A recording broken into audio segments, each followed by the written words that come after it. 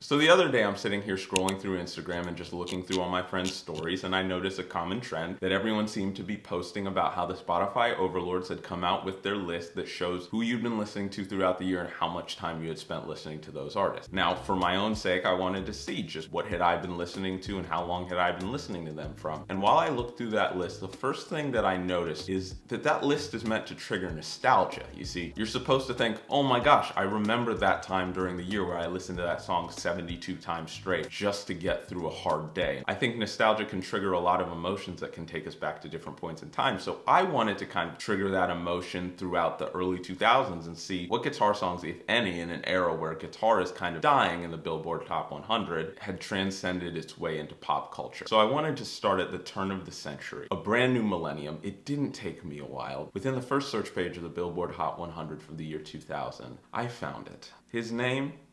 Carlos Santana. He's kind of a legend.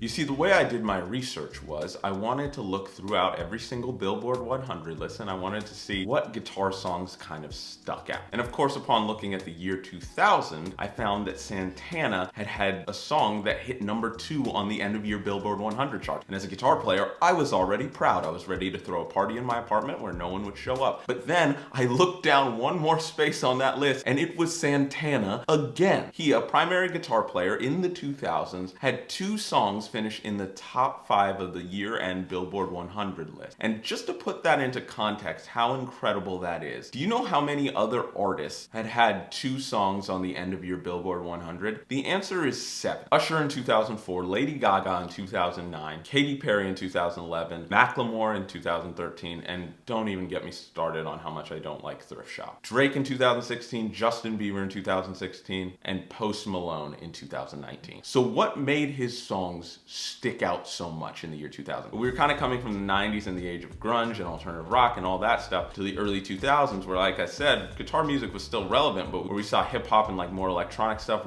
really start to tackle the mainstream, kind of like it does today. And don't get me wrong, it's not like Santana is some nobody, he's a literal legend. I remember for myself the first time hearing Europa and hearing this riff right here.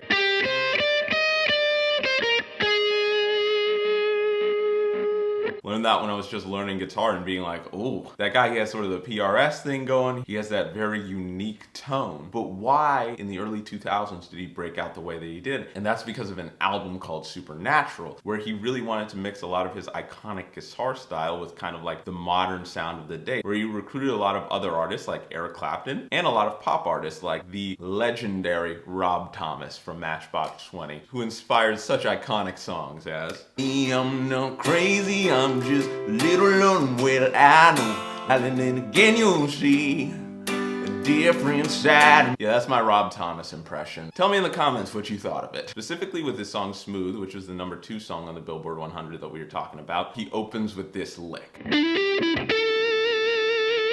And in listening to the song over again and just kind of analyzing it, I was like, okay, that lick actually starts before the downbeat, before any of the harmony comes in. The song is in the key of A minor, that lick ends on the 1 of the scale, which is played over a very simple chord progression that basically repeats with just a few variations throughout the entire song. It starts with A minor, which is our 1.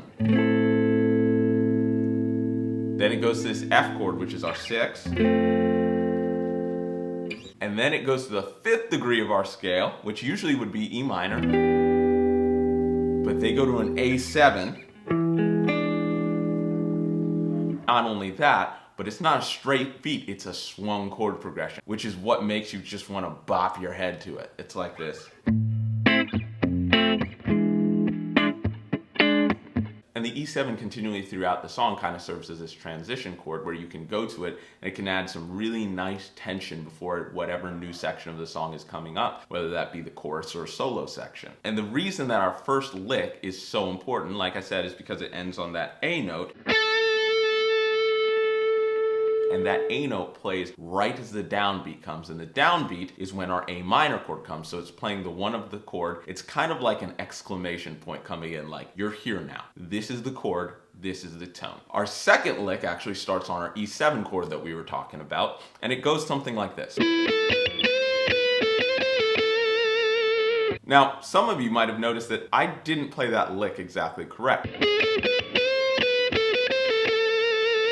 Santana does something interesting because we're playing over that E7 chord that I told you was kind of like our tension thing. It has this G sharp in there, which isn't in our diatonic scale, but is in the A harmonic minor scale, having that A flat or that G sharp note. Highlighting that chord tone makes it so interesting and so cool because it's like your ear already isn't expecting that E7 chord, but highlighting that note, you're like, oh, that's the chord, we're here now. Then he goes this really cool lick that starts with a bend. In that lick, he ends on this C note, which again highlights one of the chord tones of our A minor, except for this time it comes right after the downbeat. Before going to our final lick of that epic intro, it sounds kind of like this. That lick, you might have noticed, also has that G sharp, so we go back to our harmonic minor because we're ending on this E7 chord right before the singing starts, and Rob Thomas starts with this, well, it's a hot one, boom, boom, boom. So good, so legendary. Another thing that makes it cool, like I said, throughout the entire song, he basically stays through that whole chord progression with a couple variations. Most of the time before the choruses, he'll go to this D minor chord, before returning to that E7 right before the choruses, like we said before, to add that tension. And throughout the entire course of that song, Santana is adding a lot of really cool guitar licks just in the middle of the singing. His phrasing is unbelievable, and a lot of that is, I think, what makes the song so special and what gives your ear that impression that this isn't like every other pop song that I've listened to. I think the point of all this is to say that it takes a really special guitar player, not just to influence the guitar community, though that is breaking barriers in itself and takes a lot of talent, but when someone can go into pop music, especially in this century, and really kind of break the mold of what a pop song should be and market to a larger audience while not compromising any of that guitar work and any of the skill that they've built over the past, 50 years for Santana, it's worth breaking down. I mean, he's a legend for a reason. So let me know down below what your favorite Santana song is, whether that be from the early days or from the newer 2000s stuff like Supernatural. Also, tell me if you want a part 2 to this. We didn't even really get to talk about the actual solo where he does the crazy tremolo picking, or Maria Maria, which was the 3rd song on the Billboard Hot 100. So if you want to hear more about any of those, or you want a part 2 to this video showing you just how Santana smashed the guitar community, please let me know in the comments. Anyway, thank you so much for watching. I love breaking down Santana. He's, like I said a million times in this video, just a legendary guitar player who I love. I don't currently own a PRS, but I wanted to still have the humbucker thing on this video, so I brought out the Les Paul. I've had it for about 6 months. It's an incredible guitar that I use very, very often. I got it from the homies at Sweetwater. I know they're running a lot of Black Friday sales right now. If you want to check that out, all the links are in the description. It's a great way to support the channel, or if you just want to know how I got any of these tones. Also, if you had a good time, make sure to like and smash the subscribe button as always, kind of like the Hulk. And most important of all, like literally most important of all, have a fantastic day. Put it down and phone.